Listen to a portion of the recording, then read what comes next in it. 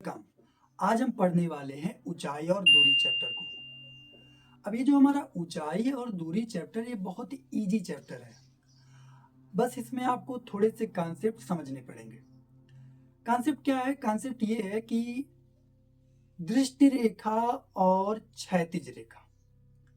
दृष्टि रेखा का मतलब आप समझिए, कोई वस्तु अगर कहीं पे रखा हुआ है और हम उस वस्तु को देख रहे हैं तो हमारी आंखें और उस वस्तु के बीच जो सरल रेखा बनेगी वो होगा दृष्टि रेखा। ठीक है। उसके बाद दूसरा हमारा है क्षैतिज रेखा। क्षैतिज रेखा का मतलब है हमारी आंखें और भूमि के समतल जो रेखाएं बनेंगी वो होंगी क्षैतिज रेखा। ठीक। उसके बाद आपको समझना है उन्नयन कोण और अवनमन कोण। उन्नयन कोण का मतलब क्या है? उन्नयन कोण का मतलब आप सीधे सीधे समझिए, कोई वस्तु अगर ऊपर की साइड रखी हुई है और हम नीचे से उसको देख रहे हैं तो उस स्थिति में बनेगा हमारा उन्नयन कोण। और कोई वस्तु नीचे की तरफ रखी हुई है और हम ऊपर से उसको देख रहे हैं तो वो बनेगा हमारा अवनमन कोण। तो उस स्थिति में क्या बनेगा? अवनमन कोण। ठीक। जैसे देख लीजिए, मान लीजिए यहां पे कोई व्यक्ति है और यहां पे कोई वस्तु रखा हुआ है। अब यहां से हम इस वस्तु को देख रहे हैं। ठीक। यहां से इस वस्तु को हम क्या कर रहे हैं? देख रहे हैं। तो इसकी आंखों से इस वस्तु यानी इसकी आंखों से इस वस्तु के बीच ये जो सरल रेखा है इसको बोलेंगे हम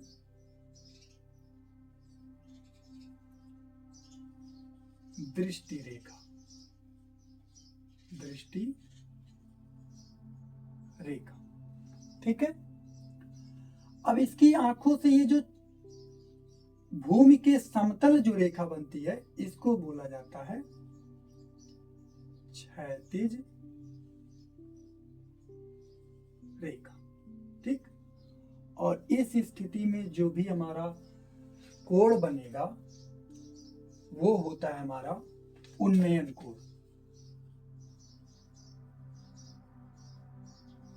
उन्नयन कोण। ठीक। उन्नयन कोण में क्या होगा?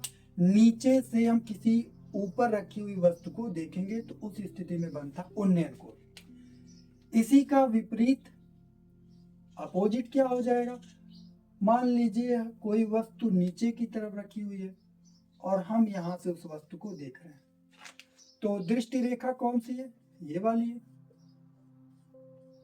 दृष्टि रेखा।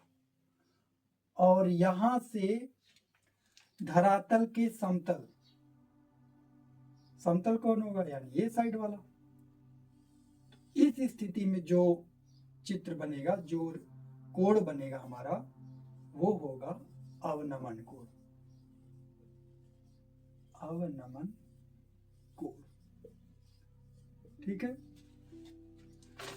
अगर ऊपर से हम नीचे की तरफ कोई वस्तु रखी हुई है, ये वस्तु यहाँ पे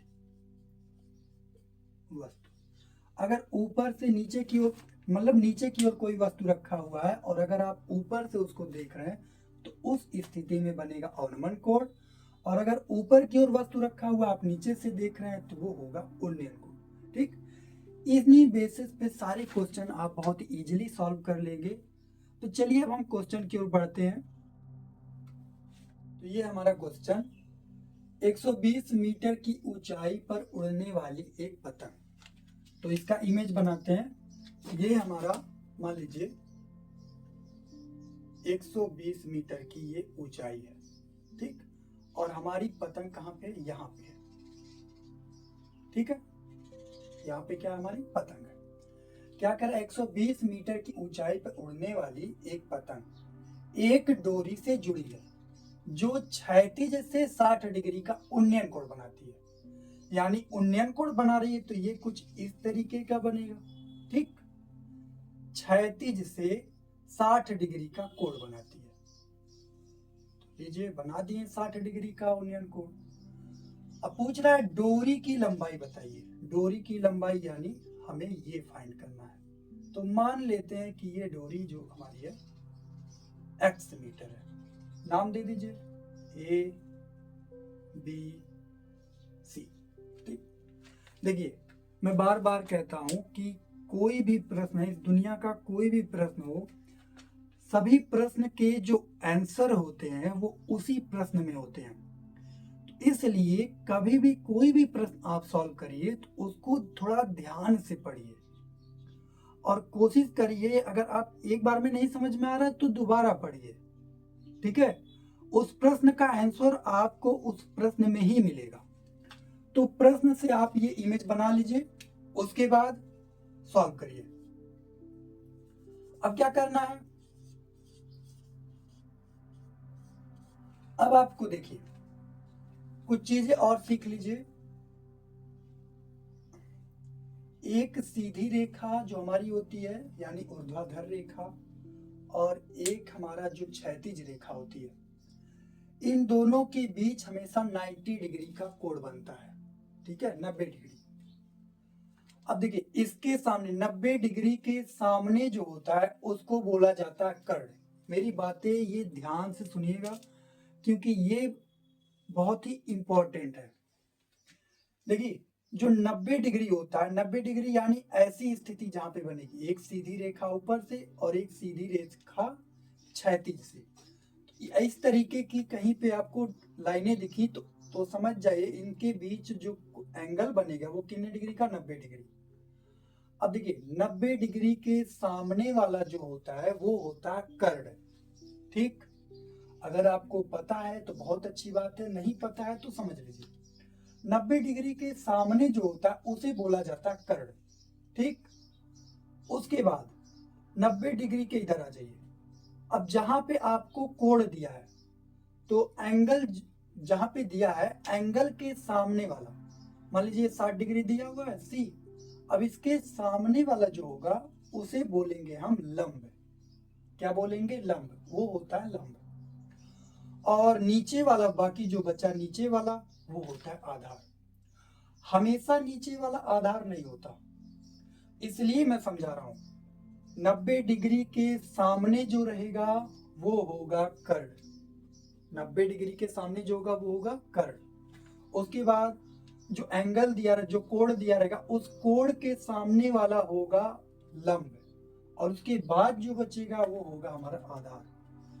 अगर यही कोण यहाँ पे दिया होता तो इसके सामने यहाँ पे यानी ये बन जाता लंब, तो ये हमारा क्या बन जाता, ये बन जाता आधार। ठीक है, तो ये बात आप याद रखिएगा क्योंकि ये अगर आप जान रहे हैं तो आपको क्वेश्चन में जरा सा भी दिक्कत नहीं होने वाला, ये 100% गारंटी हमारी है। तो अब देखिए, तो इसमें क्या दिया हुआ है, हमें ए बी यानी लंब दिया है, हमें कर्ण फाइंड करना है।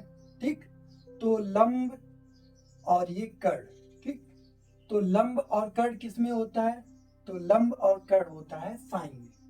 किस में होता है, साइन में।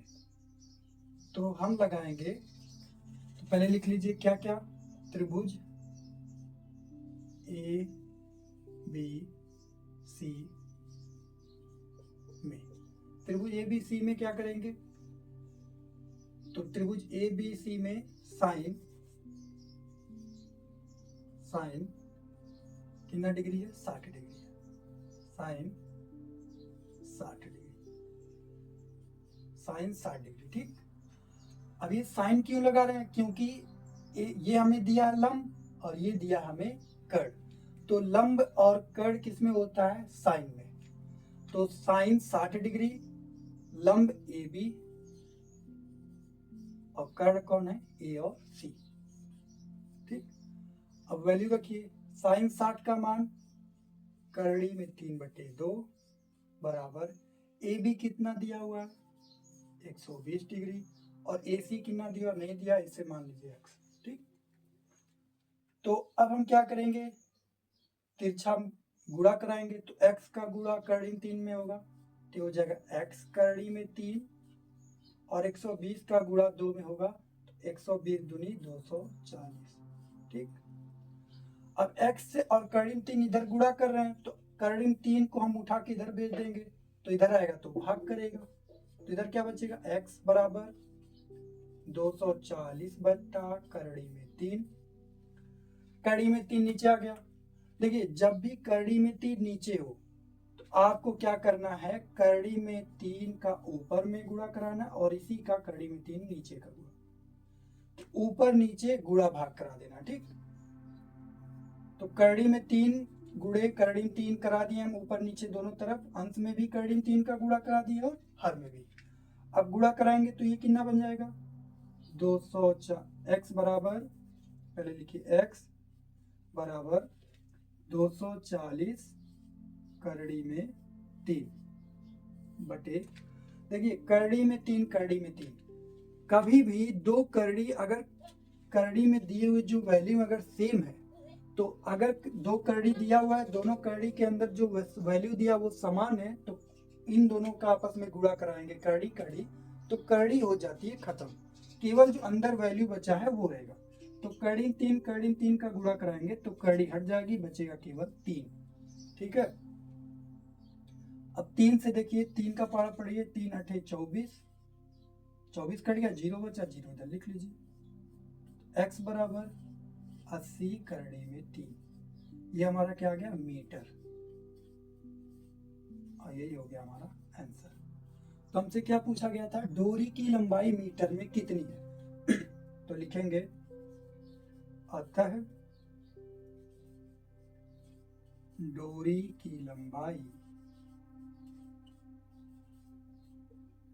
की लंबाई बराबर 80 करड़ी में 3 मीटर है। ठीक, इस तरीके से आपको क्वेश्चन सॉल्व करना है। ठीक है, ये जो x माने थे तो आप ऊपर लिख भी सकते हैं, माना डोरी की लंबाई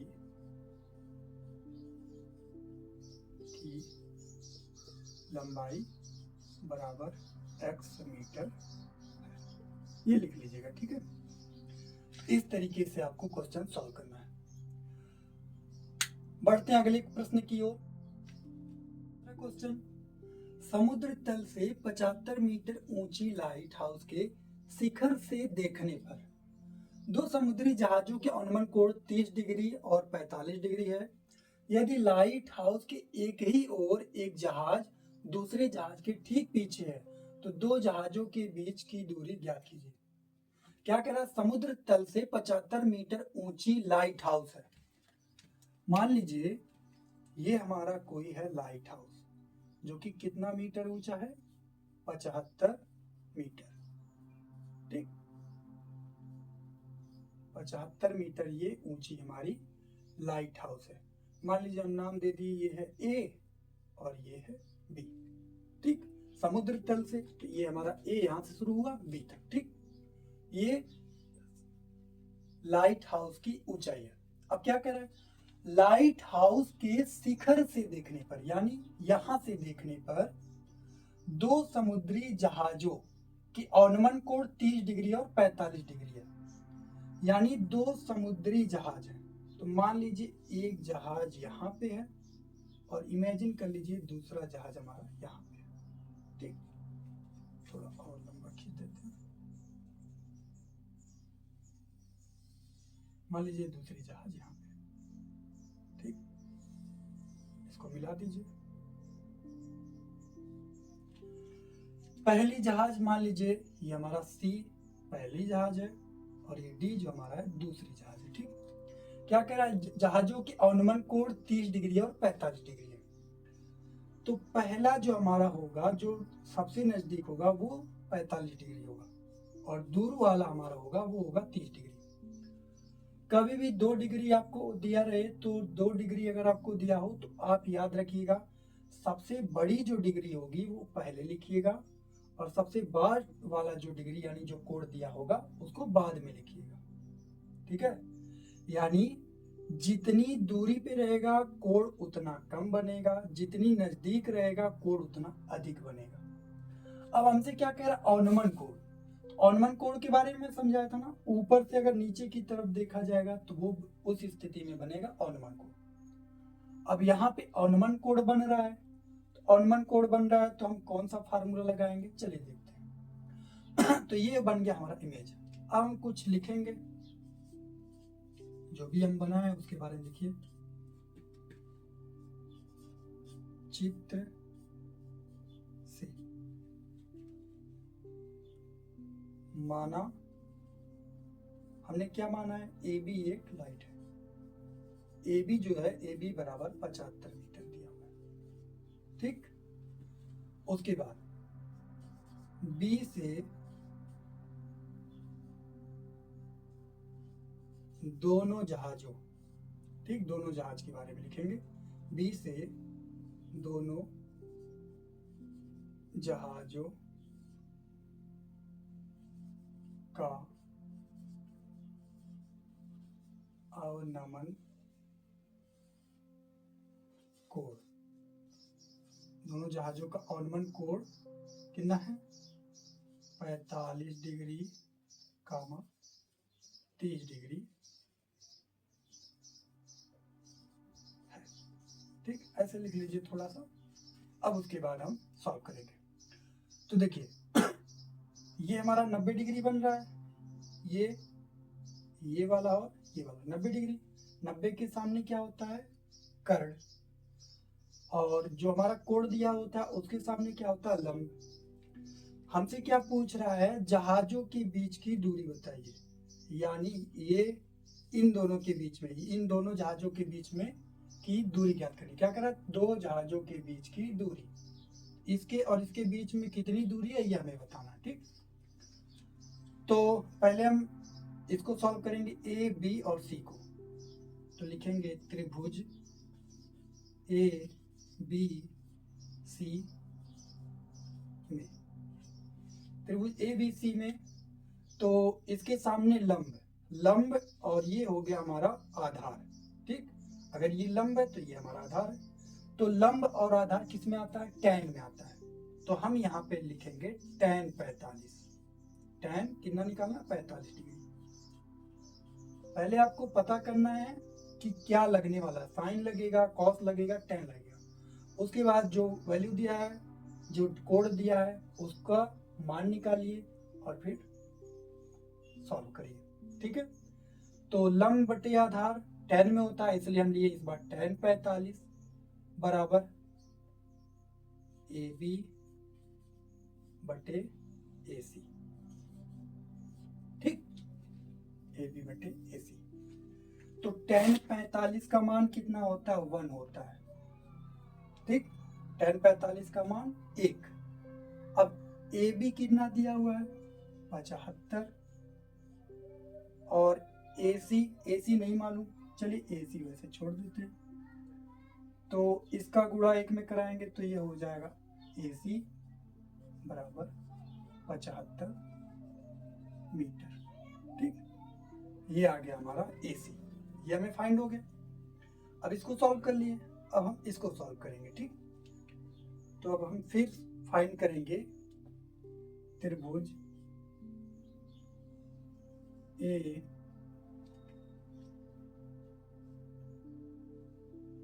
बी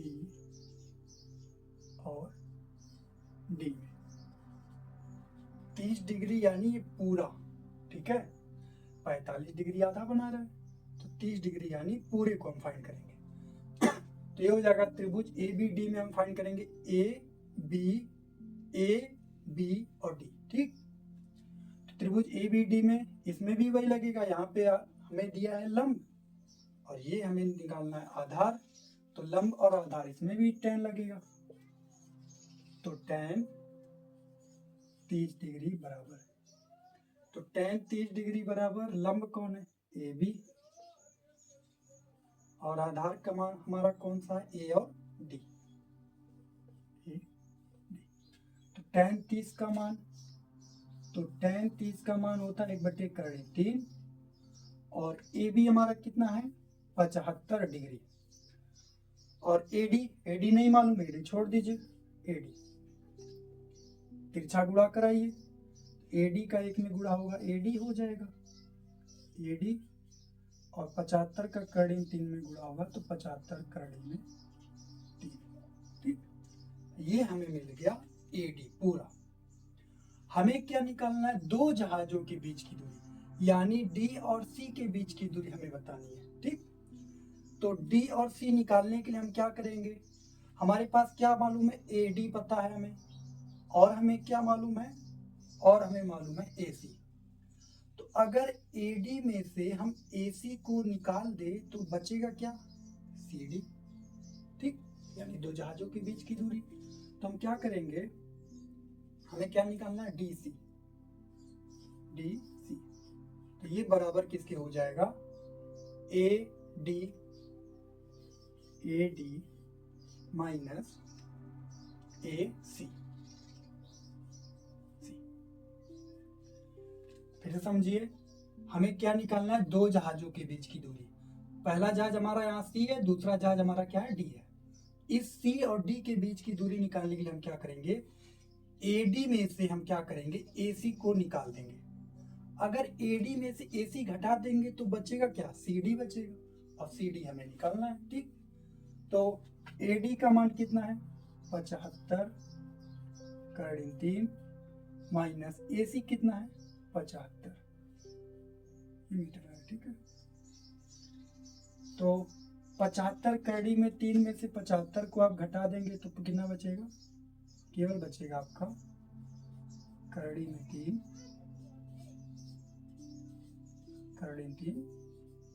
मीटर। ये हो जाएगा हमारा आंसर। तो क्या दो जहाजों के बीच की दूरी, तो आप लिखेंगे नीचे, अतः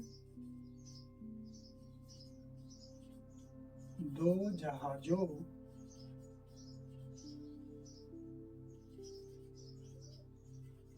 के बीच की दूरी कड़ी में 3 मीटर होगी।